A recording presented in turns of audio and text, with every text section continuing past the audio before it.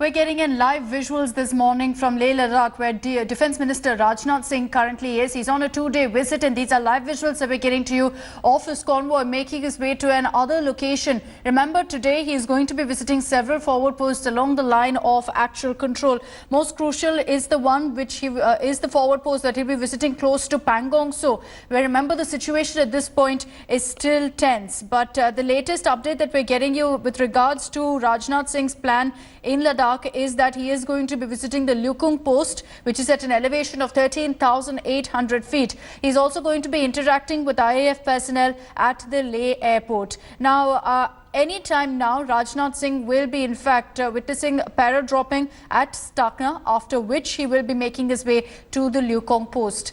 These are latest visuals that we're getting to you from Leh of Defence Minister Rajnath Singh's visit. Important to highlight here that it's coming just 2 weeks after Prime Minister Modi also visited Leh to boost the morale of our forces. Rajnath Singh's visit is to ensure that he takes stock of the situation on the ground, really reviews the preparedness on the ground as well. These are the latest visuals that we're getting you from Leh, where Rajnath Singh landed about 1 hour back. He has a packed schedule over the next 2 days. Not just is he going to be visiting places along the line of actual control, he's also going to be taking stock of the situation at the line of control along the LOC essentially. These are visuals. You can see there Rajnath Singh has made his way out of the vehicle. He is interacting with several officials on the ground, taking a bit of sanitizer as he makes his way inside. And he will be interacting with IAF personnel as well. This is in some time from now. Before he leaves from the Leh airport, he'll be interacting with IAF personnel. First, you see these visuals that are coming in from Leh, where Defence Minister Rajnath Singh is meeting with the army personnel on the ground. 2 weeks after Prime Minister Modi, you've got Rajnath Singh also there to take stock of the situation, even as we've seen some progress at the line of actual control. We've seen some disengagement on the ground after lengthy dialogue, after a lot of talks between Indian and Chinese militaries, after Corps Commander level talks. We are seeing development on that front, with partial disengagement in some places and full disengagement in the likes of Galwan and Gogra. The worry, however, remains the situation at Pangong So, as well as Hot Springs, where there has been only partial disengagement. So we are trying to ensure that there is a breakthrough in the dialogue on that front as well. And that's why this particular visit by Rajnath Singh is also crucial.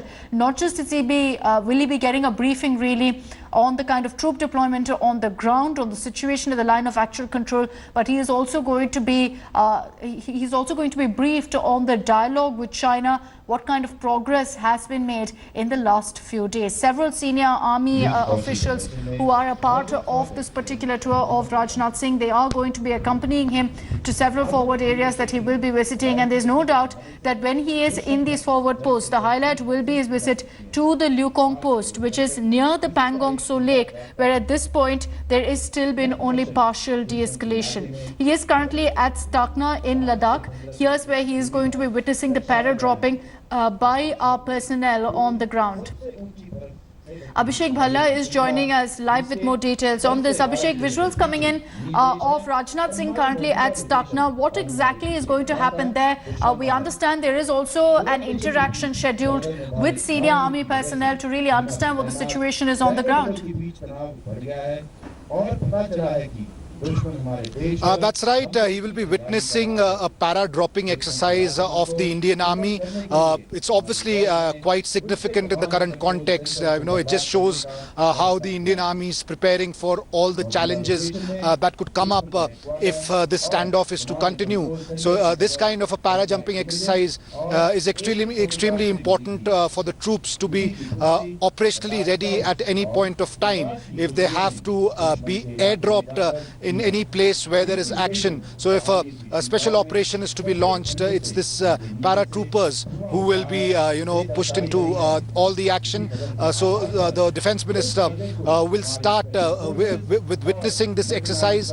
From here onwards, perhaps the most significant aspect of his visit to Ladakh, he will be visiting the Lukung area, which is on the edge of the Pangong Lake at 13,800 feet. There he will be interacting with troops from the Ladakh Scouts as well as the ITBP, who are who are serving there in the forward areas, right in the thick of action, if one can say. Pangong Lake obviously has been one of the biggest flashpoints in the standoff, and even as the disengagement continues in all friction points, Pangong Lake is one of the areas where some differences have emerged, and the disengagement still is not complete, even though the two sides have moved back about 2 kilometers from the Finger 4 area, which was the point of contention for over 2 months now. So for the Defence Minister to be present in a place which is actually in the center of all the action is going to be very significant, and he will get a first-hand account from the field commanders there, also get a sense from the troops of what's happening. And very significantly, this is an area which also has a lot of civilian population. So for the Defence Minister to be there will also give him some understanding of what impact this standoff has had on the locals in these forward areas. Abhishek, you are giving us details of really which areas Rajnath Singh will be visiting. I want to understand from you the strategic importance of each location that the Defence Minister will be visiting today. Well, as far as the Pangong Lake is concerned, it's of immense, strategic importance for the Indian Army, because tactically it's very important to control not just the bank of the river but also the ridge line, the mountain spurs, which are referred as fingers in the military parlance, because as of now, while on the bank of the river there has been a pullback, the Chinese continue to hold on to some of the positions on the ridge line. So they are there on the mountain tops, and the difference between the Indian and the Chinese troops at these mountains is just about a kilometer, even though they are separated by 4 to 5 kilometers on the shore of the lake. But the spurs still remain a very contentious area, and unless the ridges are completely cleared, one cannot say that things will ease out in the Pangong Lake. As far as Lukung is concerned, again, it's of immense tactical and strategic importance, because it's on the edge of the Pangong Lake, and the Finger 1 area is not very far away from here, and it's also an access to the hot springs area. So it's located in a place where there is access to the hot springs area, again a place where disengagement hasn't happened completely, and it also leads to Finger 1 area of the Pangong Lake. So that's why it's very important that the Defence Minister will speak to troops right on the ground there, both ITBP as well as the Indian Army. Also very important that it's a Ladakh Scouts battalion that's deployed over there. Ladakh Scouts are considered the sons of the soil. They understand this treacherous terrain, these rugged mountains very well, and that's why they are deployed in these areas, because not only are they fierce soldiers, but they are considered the eyes and ears of the army. And obviously in days to come, Ladakh Scouts is going to play a very important, significant role if the standoff continues, especially in the winter. In fact, another batch of 120 young men is already being trained, and they will be deployed with the Indian Army in forward areas by September this year. So that's the importance of Ladakh Scouts, and it's very significant that the Raksha Mantri will be interacting one-on-one with these troops. Okay, so currently we can see that the para-dropping exercise is underway. Really, at this point, you can only imagine the challenges of the para-dropping exercise, considering you can see also on your screens the kind of terrain that our soldiers are actually landing in. But amid this operational demonstration, the timing of this visit, Abhishek, is also very important to highlight here. We've just seen another level of Corps Commander level talks taking place, in which there was a lot of discussion about de-escalation. The Indian Army in its statement also made it clear that both sides are committed to de-escalation, to disengagement, but it is going to take some time and consistent effort.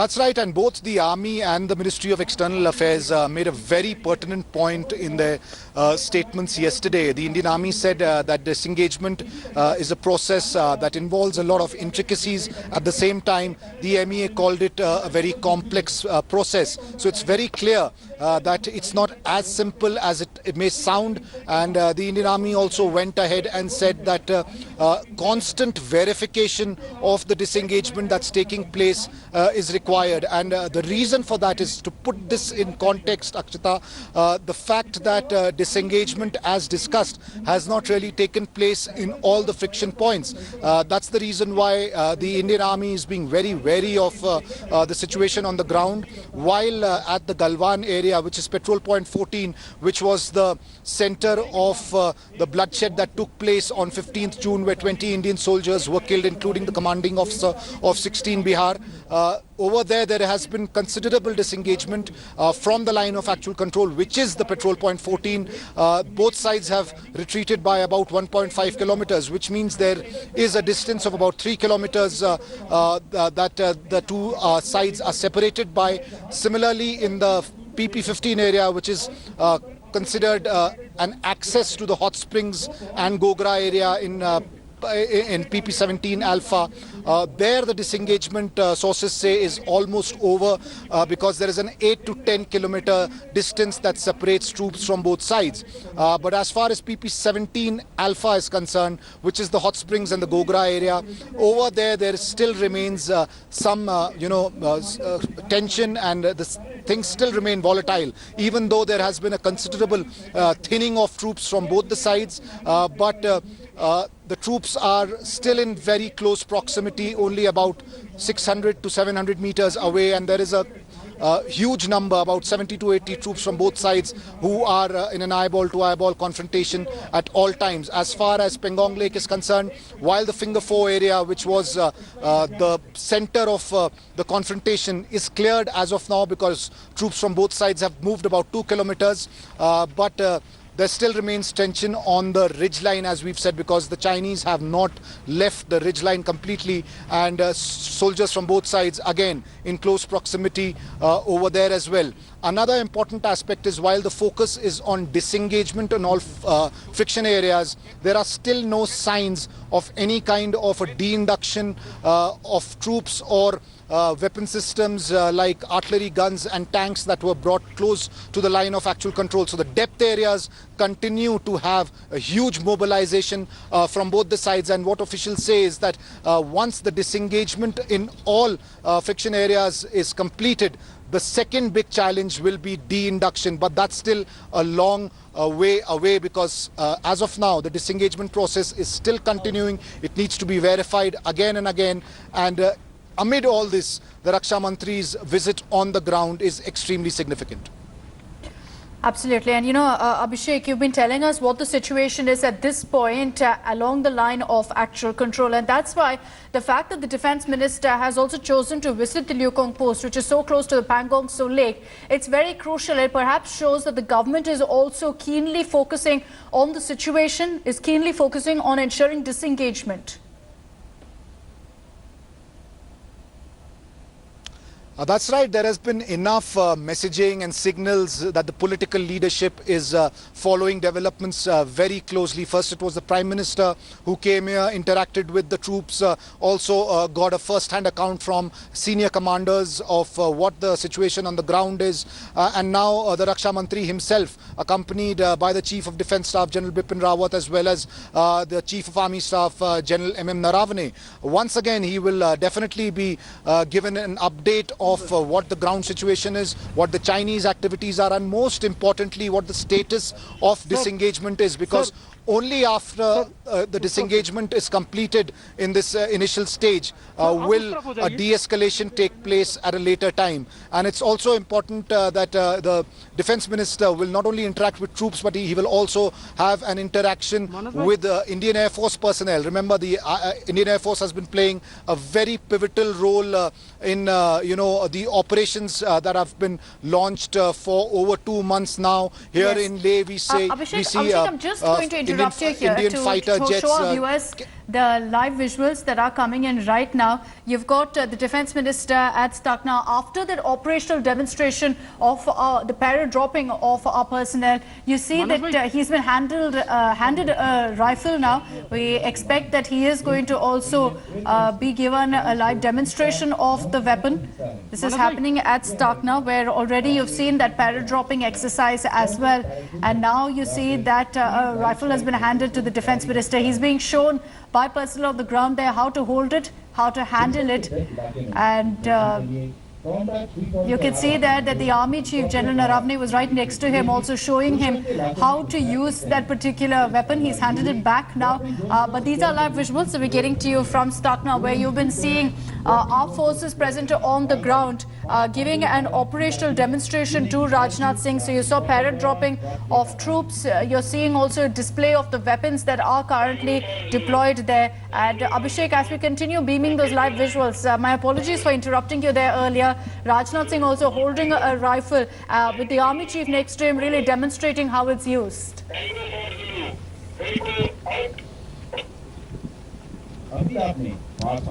That's right, Akshita, and this is just the initial phase of his packed schedule while he'll be visiting the forward areas as well as we've been reporting, and he will also have an interaction with the Air Force personnel, and the Indian Air Force obviously has played a very, very critical role. Fighter jets carry out sorties every day early morning here in Leh. We see them flying through the through over the skies of Leh. Operationally ready is what be it the Army or the Air Force has aimed to be, and that's how it's been for over 2 months now. It was in early May when the standoff started. There were fist fights, there were face-offs between soldiers from both sides in various areas, and things have been very, very volatile since then. There have been a series of military dialogue, 4 rounds of the Corps Commander level talks. It was unprecedented. Never before had the Corps Commander level meetings taken place on the ground to sort of discuss border issues and any kind of tensions. On the 6th of June, it was for the first time that a Corps Commander level meeting took place. Since then, there have been 4 rounds of those meetings. What officials told me is that during the first meetings, things remained extremely tense, but a lot of ice has broken since then. There is a discussion now, at least, on all tension areas, on all areas that are being contested by both the sides, but still far away from a de-escalation is what sources are saying. Okay. A piecemeal de-escalation has been taking place, but no signs of a complete pullback or a reduction of troops from the depth areas. That continues. Both sides. India has brought in more than 40 to 45,000 additional troops in eastern Ladakh, and the entire deployment is scattered around these friction areas. It's not concentrated in 1 or 2 places, so things still remain extremely volatile, but one is hoping that with the course of time and a dialogue both at the military level and at the diplomatic level, there will be some kind of a resolution at some point of time. Okay, so right now the demonstration continues there at the Stakna base. You've got a sortie there by the Apache chopper. The message essentially, Abhishek, with this particular sortie and with all the operational demonstrations that we've been seeing at a time when there is disengagement, at a time when there is dialogue, is that our forces are 100% still fully prepared, because we've seen in the past how we simply cannot trust the Chinese, and this demonstration for the Defence Minister is another message really that will be sent across, that we're still very much prepared, we're still very much on standby for any activity at the line of actual control. Certainly, while there are discussions, deliberations for a de-escalation, talks of disengagement that are being implemented on the ground, But obviously, the forces cannot let their guard down. It's still a serious situation. It's still extremely volatile, and that's the reason why be it the Indian Air Force or the Indian Army and even the ITBP are in complete operational readiness. And what this means is that they have to be prepared for any kind of an eventuality if things go out of hand.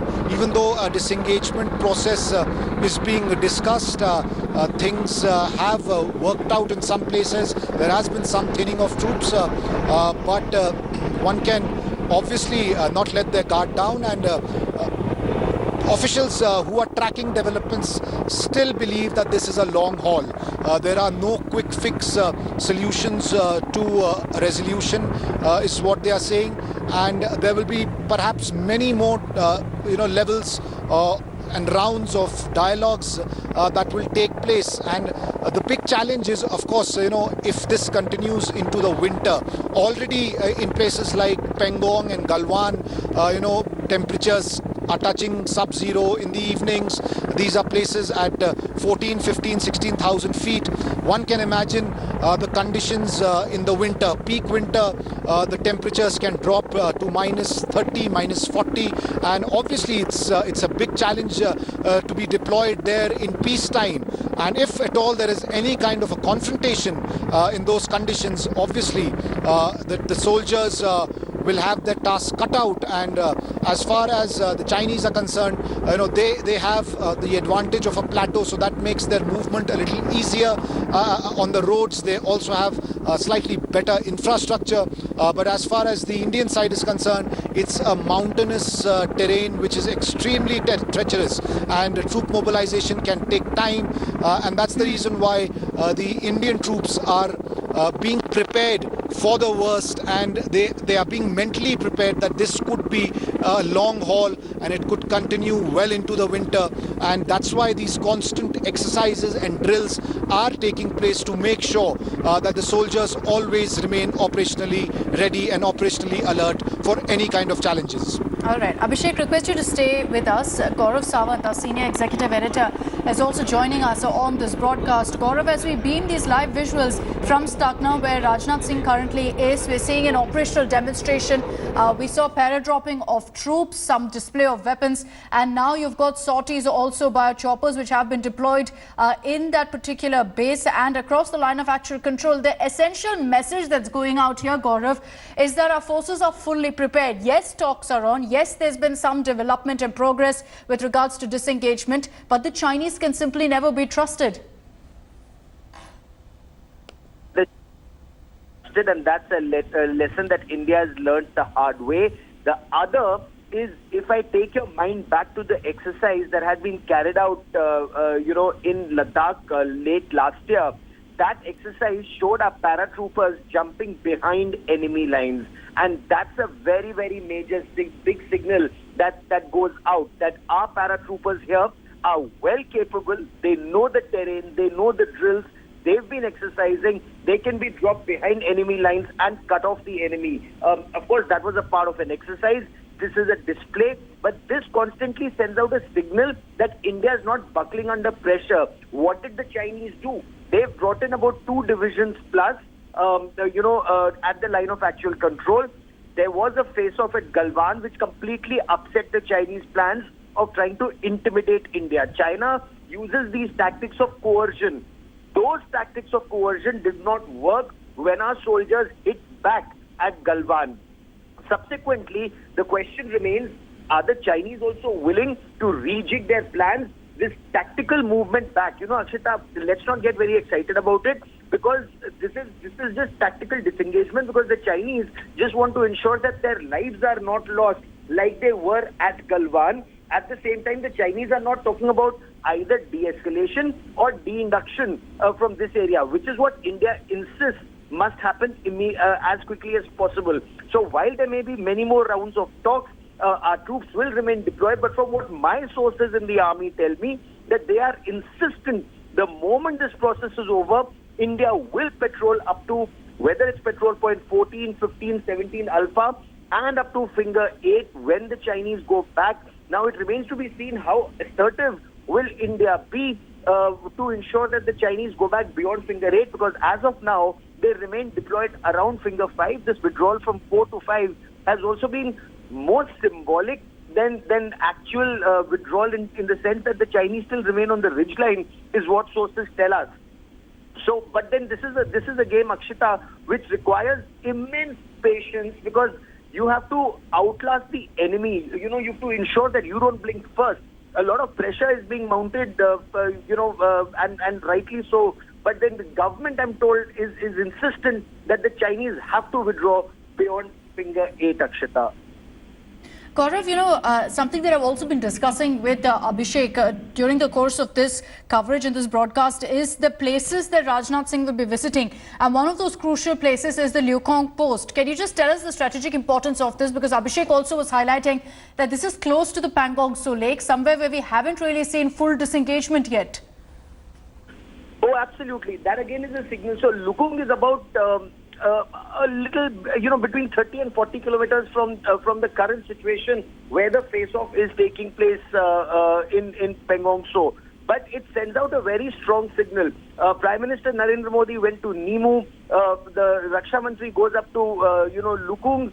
The issue is that, the Prime Minister, the Defense Minister, they're in Ladakh. The Chief of Defense Staff, the Army Chief, the Air Chief, the Army Commander, they're frequently visiting these places. It just sends out a signal on our national intent. The government, the army, the aim is to ensure the Chinese go back. And that's the signal that India is sending out. A very important statement also made by the United States of America late last night, India time, when they said that Chinese belligerents, whether in South China Sea or in the Himalayas, there will be a response, to it. So this is the free world which is coming together against Chinese expansionism and belligerence.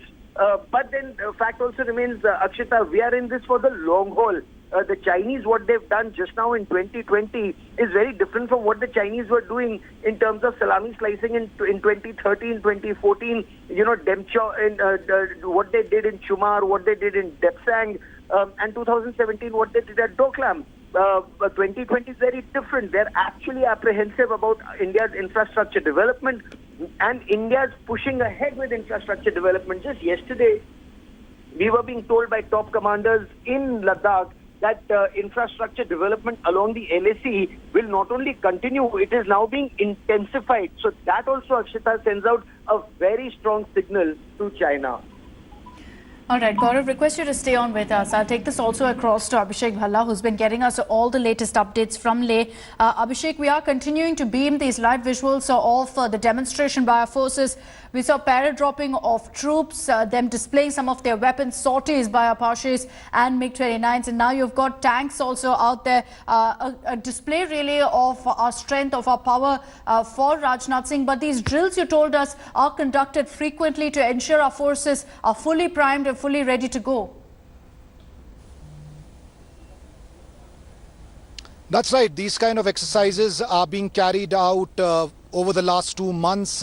It also very clearly demonstrates how the Air Force and the Army are working in very close synergy, because that's the need of the hour. There needs to be coordination while there are air operations that are extremely critical to these areas, not just in terms of launching an assault, but also to transport men and material to the forward areas. And the Air Force has been doing that continuously for over 2 months now. Yes, as far as the deployment of tanks is concerned, again, very, very significant, because there are places, in this sector where there could be the need for tanks to be brought in. The Depsang Plains is one of those areas. In fact, the Indian Army did deploy extra tanks during this standoff in the last 2 months. So be it the armored strength of the Indian Army, the Air Force or the infantry regiments on the ground, they need to work in very close tandem with each other. And that's what we've been seeing for the last now. And as is being discussed, that this is a long haul, that's why it's even more important for not just the troops but also the officers, mid-level as well as senior level, to be completely ready for all kinds of challenges. Lots of ground assessments taking place to analyze the situation. Rapid developments have been taking place. We've been talking about the possible disengagement that's happened in some places, but the trust deficit at the military level, Akshita, still remains, because there have been developments over the last few weeks where it's been noticed that the Chinese have not stuck to the discussions that have happened in those meetings, even though officials continue to say that there are a lot of positivities that have come out since the first Corps Commander level meeting that took place on the 6th of June. But things still haven't really eased out the tensions, and that's the reason why the deployment continues to be, operationally ready, be it at the forward areas or even in the depth areas. And this obviously appears to be a long haul.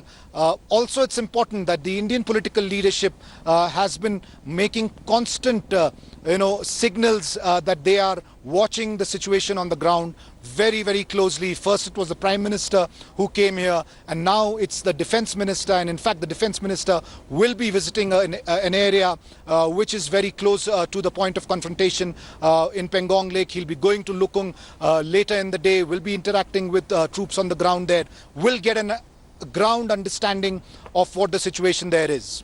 It'll be also interesting, Abhishek, to see what comes of this particular visit, because, the timing of this, and this is something I highlighted earlier as well, the timing of this visit is crucial, because we've seen a lot of progress in the dialogue that's happened between Indian and Chinese troops militarily. The Corps Commander level talks is what I'm referring to. But having said that, we know the Chief of Defence Staff, General Rawat. We know that the Army Chief, General Naravne, are accompanying Rajnath Singh. We understand that Rajnath Singh could also perhaps be briefed about the talks. Lieutenant General Harinder Singh is there, and he's been essentially leading the dialogue from the Indian side. He definitely will be briefed about those meetings and what went in there. A lot of things that are still not out in public domain. He will get a first-hand account of that. And it's also very important, Akshita, to note that Rajnath Singh's visit is not restricted to the China frontier. It's not just the line of actual control, but he will also be visiting areas along the line of control where the Pakistanis have been indulging in a lot of ceasefire violations. There have been attempts at infiltration. There are encounters happening on a very, very frequent basis at the line of control, because the Indian Army is trying to stop infiltration attempts from across the LOC.